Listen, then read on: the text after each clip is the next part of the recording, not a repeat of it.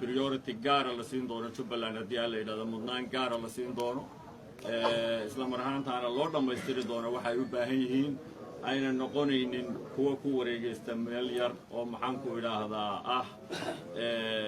kooban ee ay noqon doonaan kuwa dalka Jubbaland oo dhan inta hawsheeda ka qayb qaata u gudba Soomaaliya inteeda kale inay wax ka qabtaan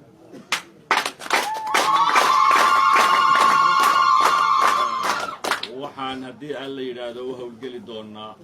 oo aynu dhammaanteen ka wada shaqayn doonaa ka hortagga iyo xaaraantinimaynta iyo dhoofinta iyo ka ganacsiga dhirteenna waxa loo yaqaano dhuxusha in aanay dalkeenna laga midno waa wax aad loola yaabo 5 sano u dambeysay ama 8 sano u dambeysay 10 bilyan oo geed ayaa laga jaray Jubbaland qiimaynta ay caalamku sameeyeen ama UN-ku sameeyeen dhulkii kaymaha ahaan jiray xilliyadaas maanta waa dhul bannaan cid ku noolina ma jirto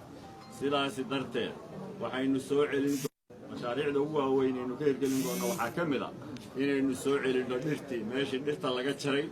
inaynu dhir ku beero oo aynu dib u soo celinno geedahaasi in ay noqdaan kuwo environmentigii iyo hawadii iyo roobkii iyo wixii loo baahnaa ay dib u soo noqdaan run ahaantiina arrintaasi ay noqoto arrin aynu kulligeen caalamkana kala shaqayno innaguna ka shaqayno haddii alla yidhaaho qodobada kale ee lagama maarmaanka baarlamaanka waxaa runtii nasiib darro ah baarlamaankii ku horreeya baarlamaanka ee Jubbaland riboodka aan hayno oo ay nala wadeegeen saaxiibadii xildhibaanada ahaa 36 bilood mushaar ma qaadan 36 bilood waa 3 sano oo 2 bilood dhima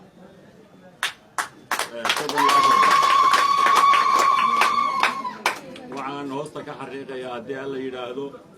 baarlamaanka Jubbaland ee halkan fadhiya ee baarlamaanka xaqa ah inuu qaadan doono mushaarkiisa si joogta haddii alla yidhaahdo ciidamadu ay heli doonaan adeegga ay u baahan yihiin iyo mushaaraadkooda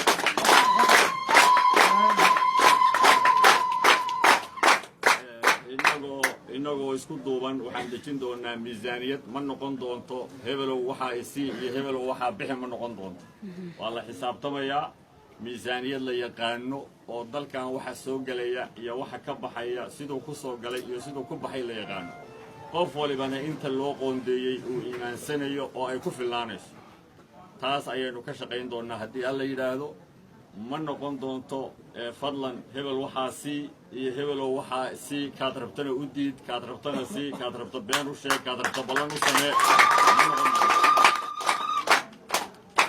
waxaan haddii alla yidhaahdo xoogga saari doonaa dhallinyaradu inay shaqo tagaan annagoo u abuurayna xirfadihii ay ku shaqayn lahayn haddii alla yidhaahdo waxaan samaynaynaa haddii alla yidhaahdo dib u heshiisiin ama dhab u heshiisiin waxa la yidhaahdo oo ah bulshada reer Jubbaland ma dagaalsana laakiin ismaba taqaanaba degmo u gudubtay ma jirto degmo booqatay ma jirto dhallinyaradu isma booqanin gabdhuhu isma booqanin odayaashu isma booqanin xildhibaanadu deegaanadii inta tagtay waa yartahay ka shaqaysay inkasta oo maxaan ku idhaahdaa qaarkood duruufo badan iska jiraan intaas oo dhan oo la isku wada geeyey waxay abuuraysaa wax la yidhaahdo Jubbalanta cusub oo ah dad walaalaa oo gacmaha is haysta oo aan meel ku kala tagin waxaan ku soo ururinayaa dib baynu haddii alla yidhaahdo iska odhan doonaa xafladaha soo socda haddii alla yidhaahdo laakiin waa idin hambalyaynayaa waa idin mahadcelinaynaa waa idin dhiiri gelinaynaa waxaanan kulligeen u wada istaagaynaa inaanu Jubbaland cusub dhisno haddii alla yidhaahdo waxaan rabaa kuwa beenta ka shaqaynaya ee waxyaabaha aan jirin ka shaqaynaya inay xaqiiqda fahmaan waxaan soo jeedinayaa in aynu kulligeen u wada istaagno in aynu bulshadeenna u wada adeegno haddii alla yidhaahdo hadalkayga waxaan ku soo ururinayaa warar badan baynu isdhihi doonaa wax badan baynu ka wada hadli doonaa laakiin aad iyo aad baa u mahadsantihiin golaha badbaadada Jubbaland oo noqon doona xisbiga badbaadada Jubbaland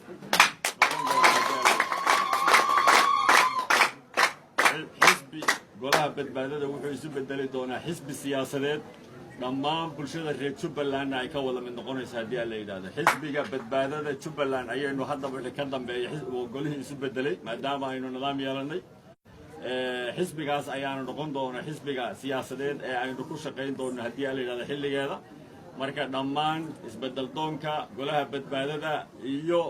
qaybihii ka dambeeyay golaha badbaadada uu dhalay waxaan idin leeyahay hambalyo gacmaha hala isqabsado caalamkana waxaan ugu baaqaynaa in ay doorkooda ka qaataan qodobka ugu dambeeyana hoosta ka xariiqaya waxay tahay ciidamada amniga ee reer Jubbaland ciidamada amniga reer Jubbaland iyo cid kastoo qusayso waxaan u sheegaynaa caalamka u sheegaynaa mas'uuliyadda amniga ayagu saaran yahay ilaa hadda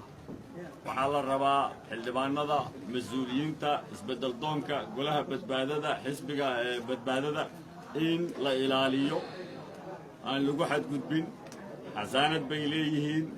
xaq bay u leeyihiin inay fikirkooda cabiraan ciddii wax la yeelana waxaan kula xisaabtami doonaa cidda yeesha haddii la yidhaahdo qof kastana waxaan rajaynaynaa intaa furno xafiisyadii loogu talagalay inuu soo gudbin doono kii loo hanjabay kii la xidhay kii la dilay iyo kii maxaan ku dhaha dhibaato kale loo geystay intaasaan odhan lahaa aad iyo aad baa u mahadsantihiin dhammaantiin asalaamu calaykum waraxmatullahi